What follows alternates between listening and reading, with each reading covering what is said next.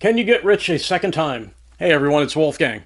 So I want to cover this subject. If you attained independent financial means and you're wondering what to do next, this video is for you, okay? By the way, Tension Tamer Tea, I'm not involved with this company at all, but I bring this up if you're an entrepreneur or if you're self-employed. You know, a lot of us have a lot of stress or different kinds of stress than someone who has the promise of a paycheck, a regular paycheck. Tension Tamer Tea has no caffeine, has B vitamins, has herbs. And if you drink a cup of this, it gives a great sense of well-being after you have a cup. So I bring this up every once in a while. If you haven't tried Tension Tamer Tea, it doesn't make you jittery because there's no caffeine. It's a great tea by Celestial Seasonings. Blue box, Tension Tamer Tea. Just thought I'd throw that out there. I'm not involved with them in any way. Just throw that out there to help people out. Okay, so can you get rich a second time? If you're the type of person who has already attained independent financial means, in other words, you got rich, can you repeat it? If the answer is no, then you can have some fears about your future, right? Because if you're rich and there was a specific way you became wealthy, but it cannot be repeated, and you still have many years left to live, you can say to yourself, "What next?" This comes up. This comes up for people who have a finish line sort of wealth creation, like an initial public offering. If you work at a tech startup, the tech startup becomes successful, it goes public. There's a one-time wealth creation event. What are you going to do next? You cannot rewind the clock and do the tech startup all over. It's already finished. It went public. So you're going to have to find something else to do if you want to stack wealth. So this can create anxiety for people because, and you really don't think about it when you're in the process of creating the company. Once it goes public, though, you say to yourself, I have a certain amount of money. If I don't find some activity, then I'm going to burn through my wealth. So I'm going to have to, so it could create some uncertainty. So I will explain how to avoid that. Okay, there's two ways that people generally attain independent financial means. This is the first way. They got rich. They had a finish line wealth creation event like an initial public offering. Second type, they got rich, but then they kept stacking wealth. I will explain how to do that and how to find people who have already done that. So let's think about this type of person first. They had an idea, it paid off. An example is a tech startup that has an initial public offering.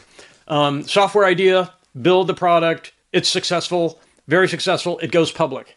An example of this is the Microsoft PC operating system. Microsoft started in 1976, almost 50 years ago. By the way, it's very rare for tech companies to last this long, extremely rare. So the PC operating system is a one-time product. It's not repeatable. The second type of person, we're going to find that anyone can do it.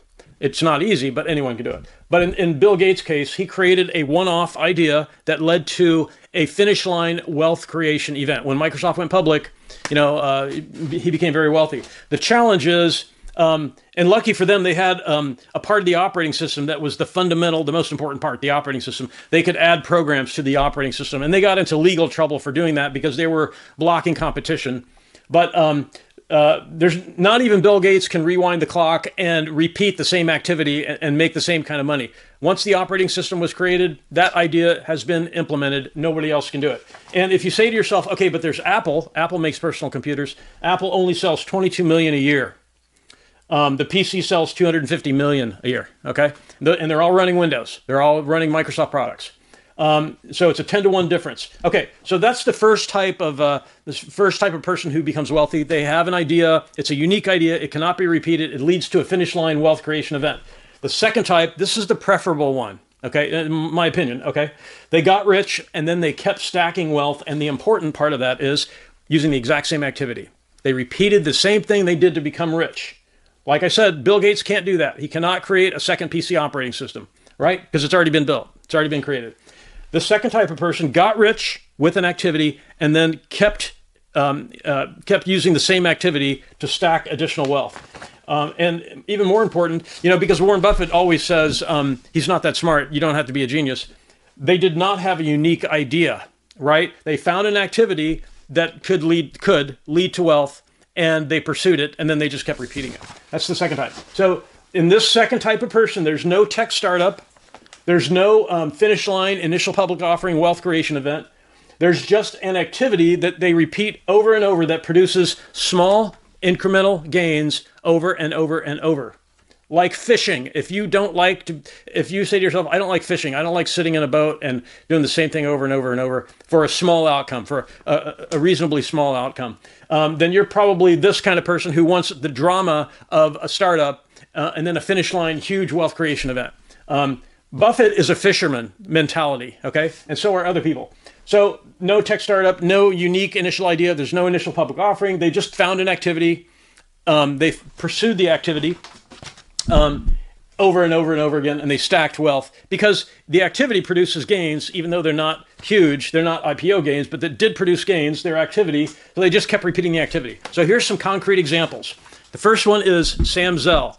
He's known as the grave dancer in real estate. He initially got rich. I mean, he was a lawyer by trade, right? But his wealth creation was he bought distressed rental property. He turned it around, kept the property, and operated it.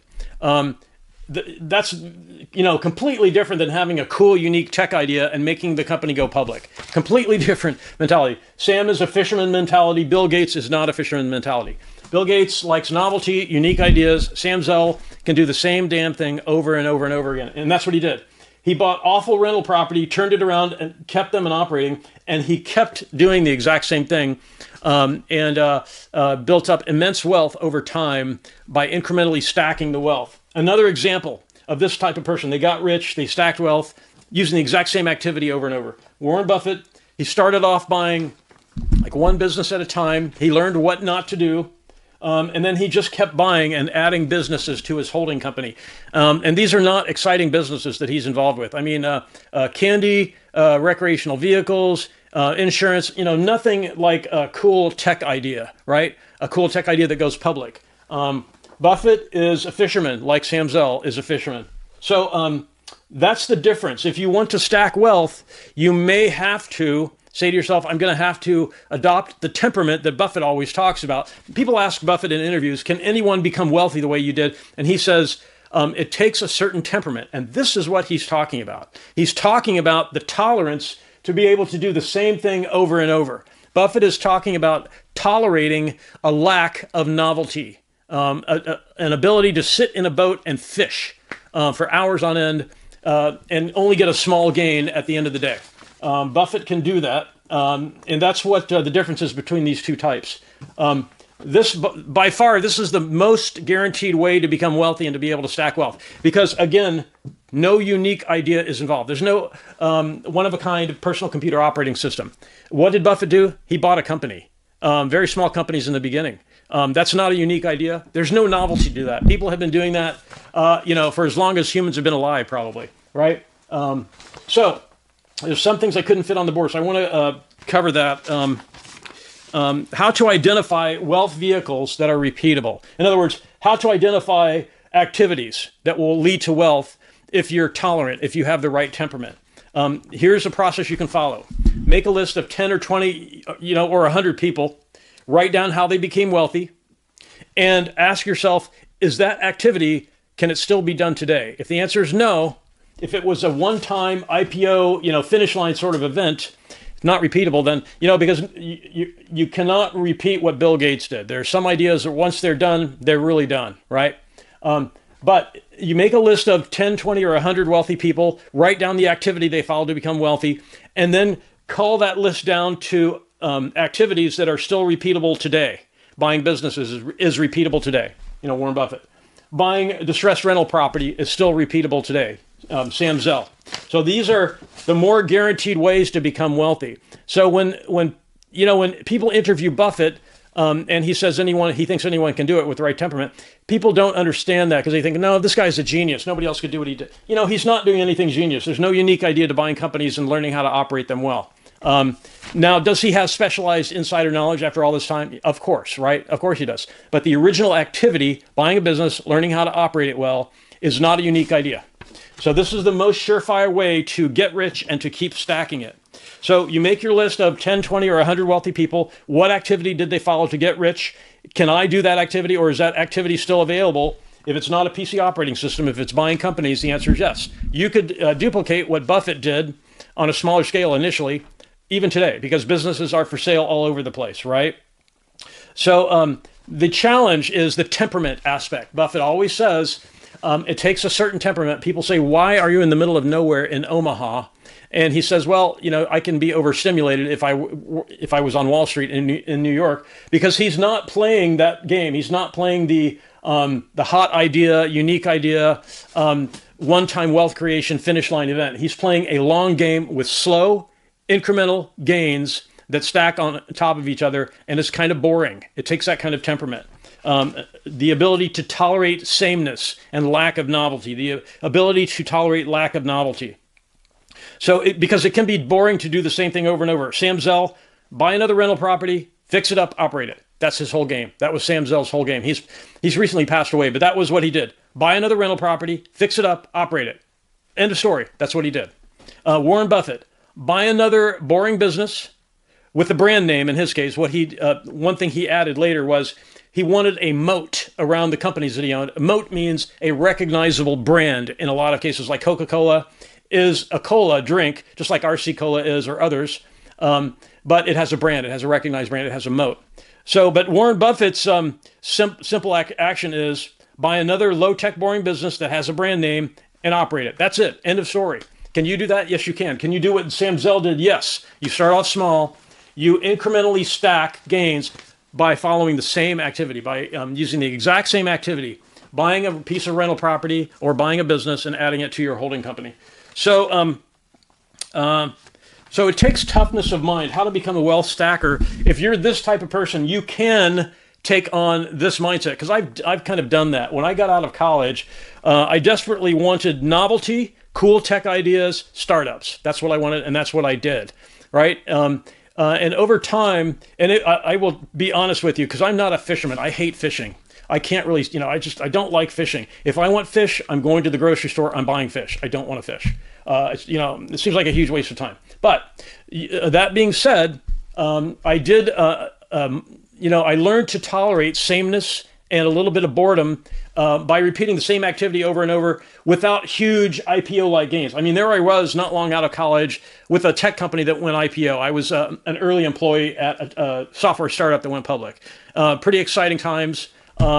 And then all of a sudden, I realized, I cannot do the same IPO game unless I find another tech startup. Most of those never reach IPO. Over 90% fail, right? So I wanted to find something that was repeatable. So I started looking into this. What is the difference between someone like Warren Buffett and Bill Gates? Bill Gates had the operating system. Luckily, that operating system is fundamental to the computer. He can tie additional products to the operating system. Most tech startups are not like that. They're one-off ideas that are popular for a while, then the company fails. What's the difference between a Bill Gates and a Warren Buffett? Buffett is a fisherman. He can put up with sameness, with lack of novelty, with an activity that is repeatable but doesn't really make a ton of money each time you repeat the activity. But if you keep at it and keep stacking the same activity and the same small gains, you become one of the wealthiest people in the world. So you have to pick your battles. If you're the type of person who thinks they can keep coming up with very unique ideas and keep going public with each new unique idea you think of, in my personal opinion, this is more attractive, okay? Because in general, humans crave novelty. Humans crave changes, right? Because if you think about buying a car, you're not going to buy the same car that was available for sale 10 years ago. If General Motors tried selling a 10-year-old car this year, no one would buy it. They want new stuff. People like new clothes every year. They like new movies, new music, right? And a new job. Even if your apartment that you live in is fine, it's time to move. Let's find a new apartment. My car still works, right? I have a car. I bought it a while ago. I want a new car. The old car works fine. Someone else will buy it, but I want something new, right? So most of us are not wired for this.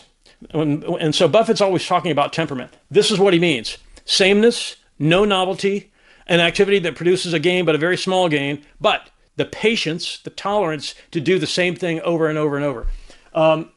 In my early days, I wanted this. I wanted this all the time, because the novelty is cool. The interesting part about it is everything is new all the time.